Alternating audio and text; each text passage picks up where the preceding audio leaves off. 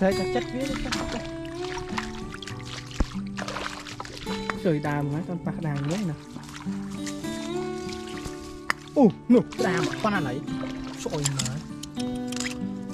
Anh khốn quá nè. Đừng ngỏm lên đang mó. Trời mà. Wow, oh my god. Trời. Không một lượng mà. Amsterdam. Trời mà chết trời mà chết à. Chết à cháu ơi.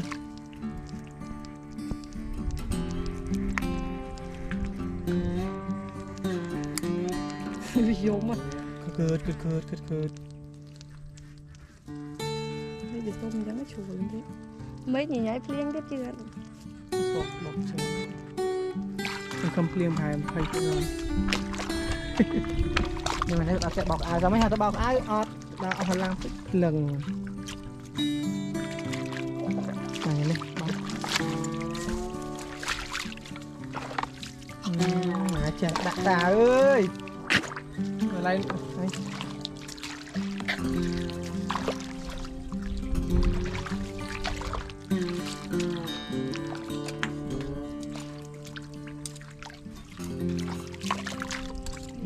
cái nào mày ui anh này không càng này sồi mà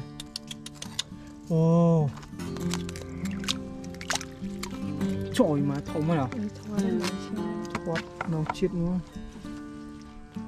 mà wow lăng cỏ hôm được kia kìa sẽ át mà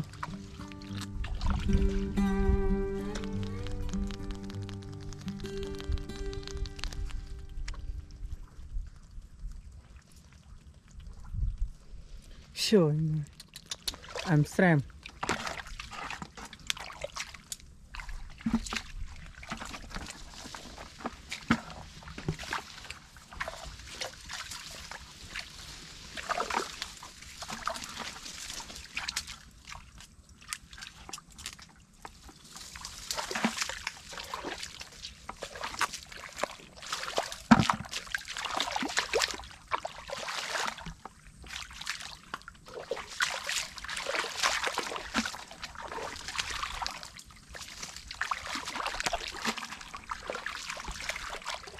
đá mấy rồi không à sôi mà nè con ăn đấy sôi mà anh ấy thông bọc kê nè mà sôi mà chết trời mà chết ơi mở không mà bọt nào nào gì mà này mở được kịp biểu nổ mà con cổ đáy mà được kịp à Amsterdam đó. The best. Wow, oh my god.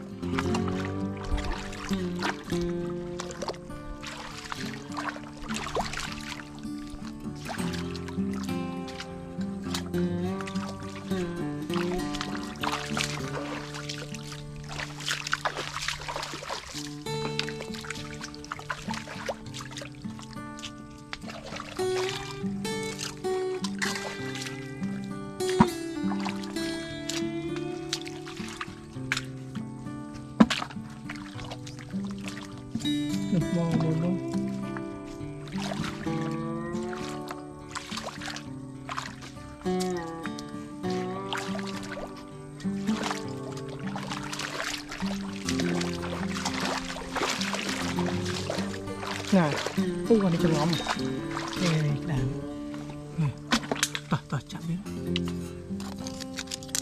này hà trời mà wow my god không à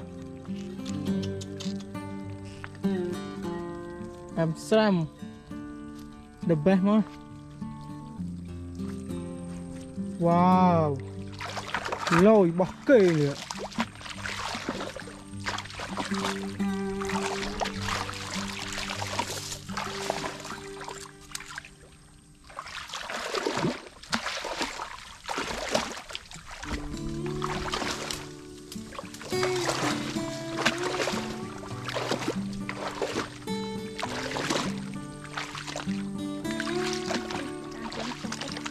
chương cốc này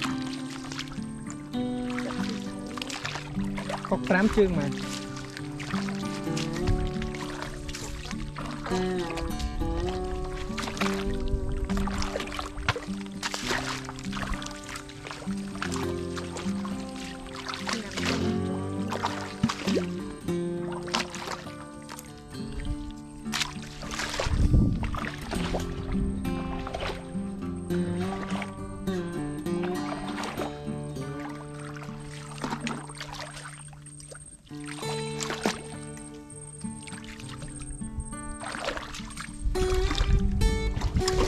đam ấy không mà nu papa này chọi mà chọi mà papa này đấy không phải à chọi mà anh này sah rồi say mà wow bật chìm thòm đá tê lục nè sah rồi say mà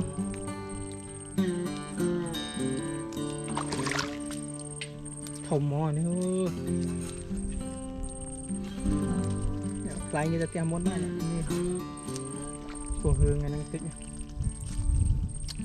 wow món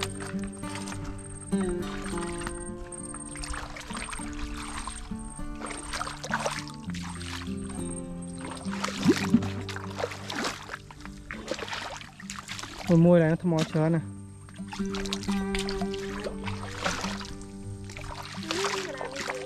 nè nụ không à sồi mà một con này đỏ thử thang chặt gì mà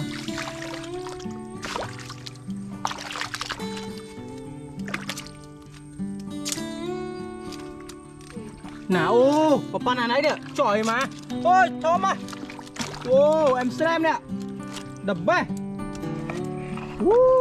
không mình tên chỉ có mình đợi chứ không nó đợi thùng tôi mai thùng đỏ co thùng bọc cái trời mà thùng wow em xem trời mà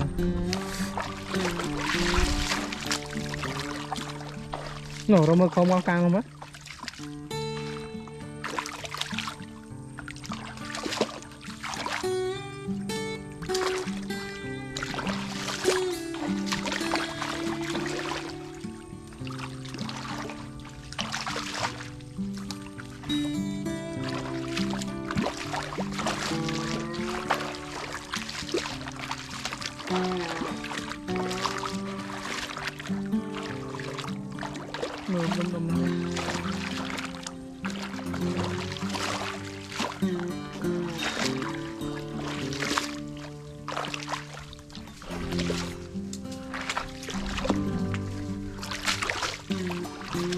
ôi đấy tập lọc của nó rồi mà bắt đầu mình viên hoặc mùi lên nó